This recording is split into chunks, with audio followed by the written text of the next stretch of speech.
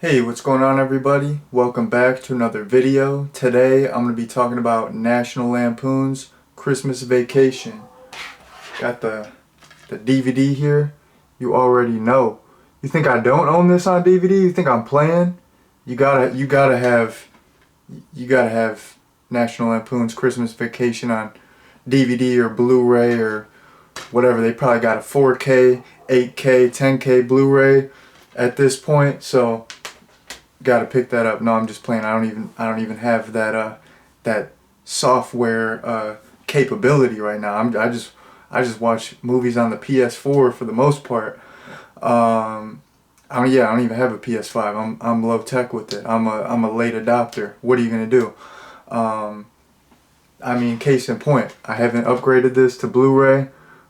People in the comments are gonna be screaming like, "You, what are you, some sort of punk? You don't even have it on Blu-ray. You only got it on DVD, poser." But anyways, I just had to flex this DVD because I don't know. I just always thought the cover for this was super iconic.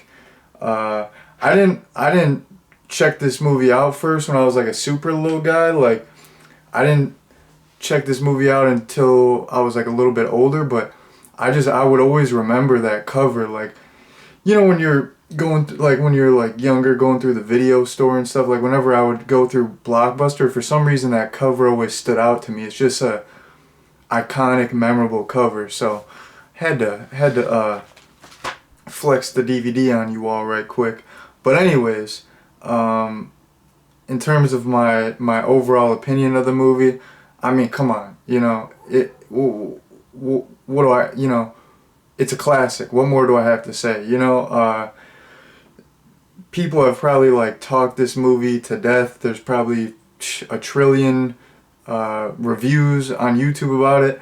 I'm not really gonna say anything that hasn't been said, so this might be kind of a basic review, but yeah, I mean, this is a classic.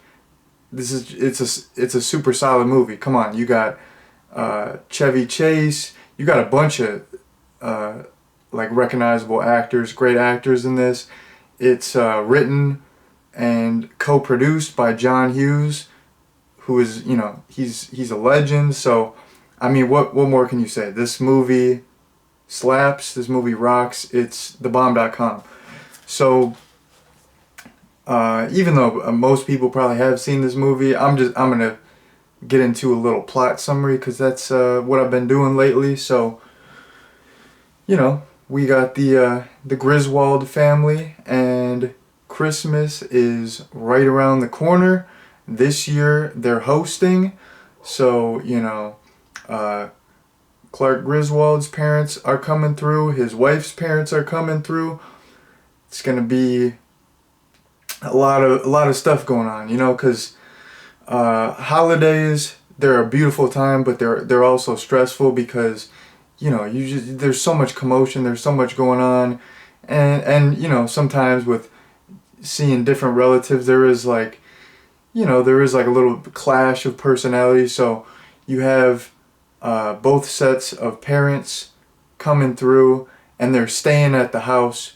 You got all kinds of people at the house, and then Cousin Eddie comes through unannounced, and everyone is just extremely thrilled to see him. They're like, "Oh, great, Cousin Eddie's here. He's gonna, you know, he's gonna destroy our house. He's gonna ruin everything."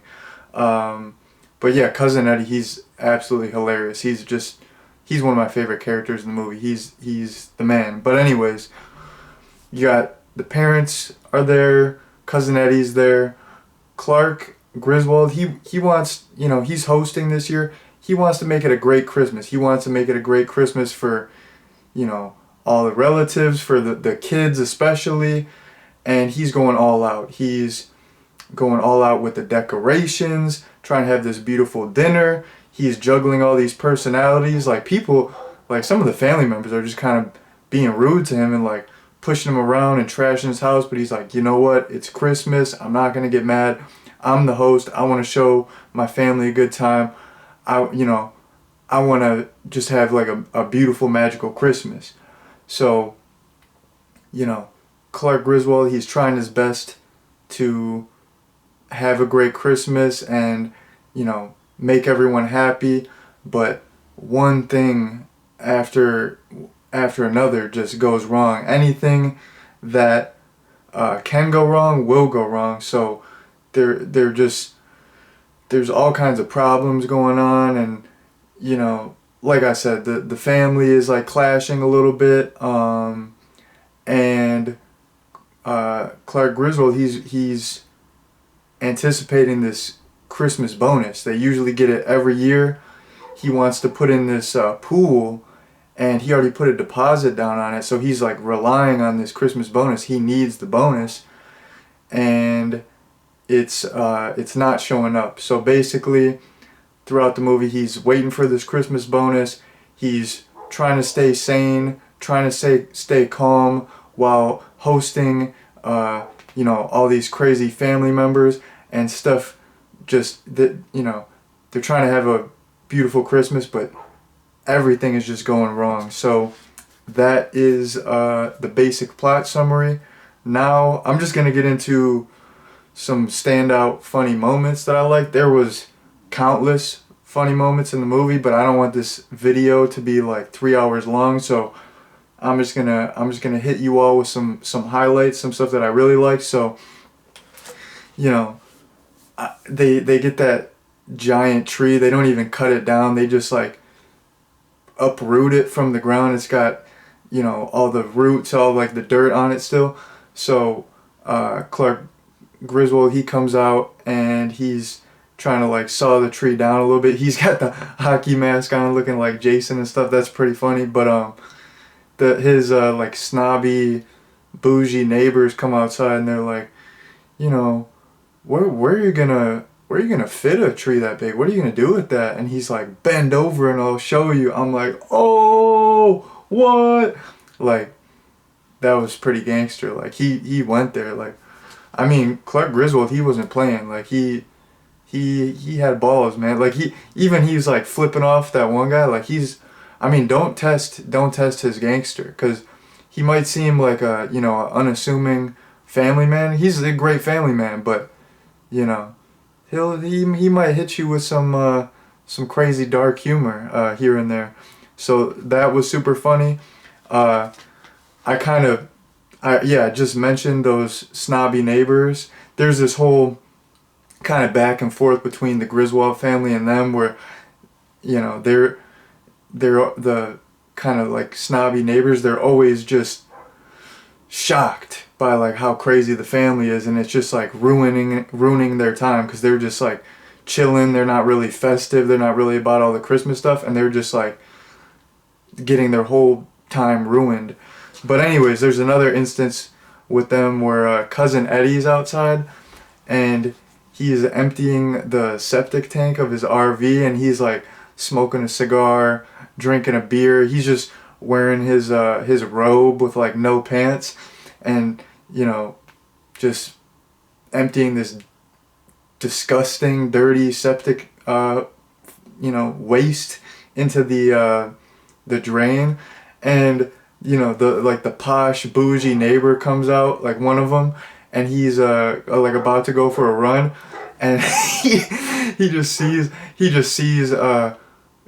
cousin Eddie, and he just has this look of like horror on his face. He's like what's happened in the neighborhood? We got this guy out here. He's drinking beers in his robe. He's dumping this septic fluid. Like, there's just like this look of shock. Like, is this real life? And he just like immediately goes back in the house, and it's just so fun. Like, cousin Eddie's lingo, he's just so like kind of like rough around the edges. He instead of saying like, "Oh, sorry, sir, I'm just emptying my septic tank," he's like, "Yep, shitter's full." Like, I don't know. Cousin Eddie rules. Like, he's the man. So yeah, that scene was really funny.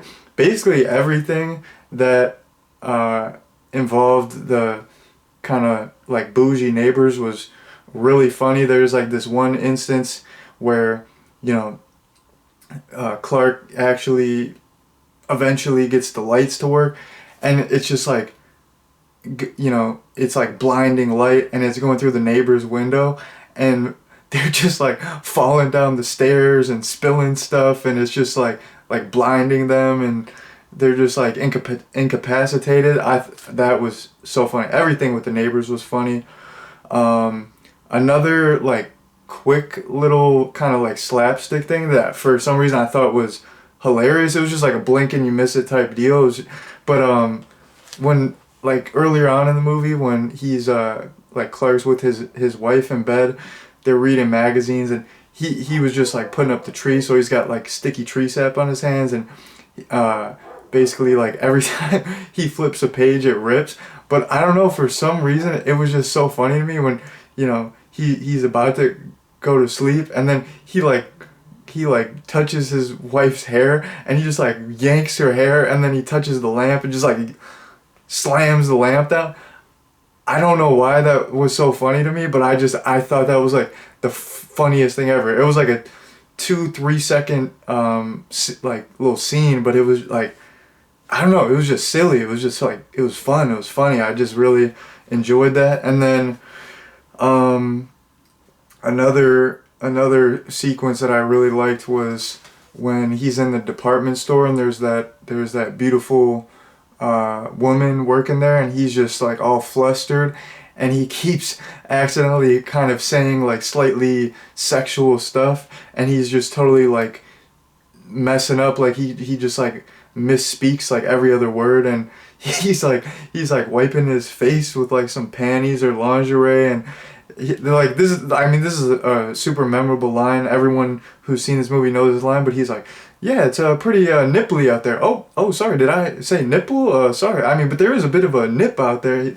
I don't know, like, people, I just like I've always, people will like say that out in public. They'll be like, oh, it's a tad bit nipply. Like my buddy in high school, he would always say that, like when it was cold out. That's just a memorable line. That's just that whole little sequence where he's kind of flirting with, like, macking on that chick, like, that's an iconic sequence. But yeah, those are the main funny moments that I wanted to go over. Now I'm gonna get into kind of like more of the heartfelt moments. So even though this movie was a laugh out loud comedy, there were some nice like heartfelt moments. I think Clark Griswold as a character, he's just like a lovable character. He's a good dad. He's just like a classic family man, and he means well. Like, he might mess up. He might, not know where the light switch is. He might, forget a saw, but like he always means well, and he like tries his best to show his family a great time. So I thought just his character was like he's just like a genuine guy. Like, he really wants the best Christmas. He wants the best experience for his family. So I really like that. And then something that I really thought was cool was, even though he doesn't really like Cousin Eddie that much, because he's kind of like rough around the edges, and he doesn't always say the right stuff, and he doesn't have like the best manners and stuff. Like, he lets, even though he comes in unannounced, he lets him stay, lets his family stay, and Clark hooks up Cousin Eddie's kids with Christmas presents, because they're like really poor and stuff, and they can't afford Christmas presents. He just hooks them up, like, no questions asked. He's just like, man, no kid is not gonna get Christmas presents on my watch. So I really did think this movie, in addition to all the comedy, this movie did have a lot of heart, and it really captured the Christmas spirit, because that's, at the end of the day, that's what like holidays are about. It's, you might have some differences with your family members, but it's about, getting together with the family, because, during the year everyone's busy with their, lives, with their careers, work, whatever, so it's like holidays are a time to take a little break and actually get that quality time with your family. That's what I think holidays are all about. So I think this movie, nailed that. It totally nailed the Christmas spirit. It had that Christmas magic going on. Super festive with it. So yeah, that was pretty nice, because you want a nice, feel good, Christmas movie. Yeah, you want some comedy, but you want it to like be a little bit heartwarming, make you feel real nice, get in that holiday spirit. So that was thebomb.com. It totally nailed it in that regard, in my opinion. And then yeah, I mean, I just have one thing left that I want to talk about. This is just like a quick, almost shout out, but I mean, I kind of mentioned this earlier, but it's written by John Hughes. I'm a huge John Hughes fan. I don't think I've seen every John Hughes movie, but I mean, come on, Breakfast Club, classic. 16 Candles, classic. Weird Science, Some Kind of Wonderful. Even like stuff that he just like wrote, like Career Opportunities. I like that. Ferris Bueller's Day Off, classic. So, John Hughes is the man. He killed it again. Like, did John Hughes ever miss in the 80s? I don't, like, is there one, I can't recall one bad John Hughes movie. Even like his movies from the 90s. There's not one that I can think of that's like bad. So I mean, once again, John Hughes came through. He just killed it, made a solid movie. So I mean, shouts out to John Hughes, straight up legend. And then, I feel like National Lampoon movies do not miss either. You know, all the 80s National Lampoon movies are bona fide classics, but there's like so many obscure National Lampoon movies, just kind of like direct to DVD ones from the 2000s that I really enjoy. Like, they're not if like the 80s ones are like top tier, those are, well-known classics, but I like all the National Lampoon movies. Like, there's like Van Wilder, that's one from the 2000s, but that one's more notable. I feel like that's well known and that's actually pretty popular. That's one of my favorites. I like kind of grew up watching that. That's like more like my era or whatever. I watch a lot of 80s movies, but I wasn't like around back then, so I kind of like the 2000 stuff. I would like probably catch on TV more. It would just be on more, because it like wasn't that old or whatever. But yeah, Van Wilder is great. Like, there's so many random direct-to-DVD National Lampoon movies that I like, and people might think I'm crazy. Like, they might think that those suck, but they always just come through with like fun comedies. Like, they're not movies that take themselves seriously or are trying to be so highbrow. They're just a fun time. You can just sit back, relax, maybe sip a drink, enjoy yourself. It's like, a great, like, all the National Lampoon movies, they're great movies to watch if you're stressed out. It's like, if you're just trying to sit down, relax, laugh.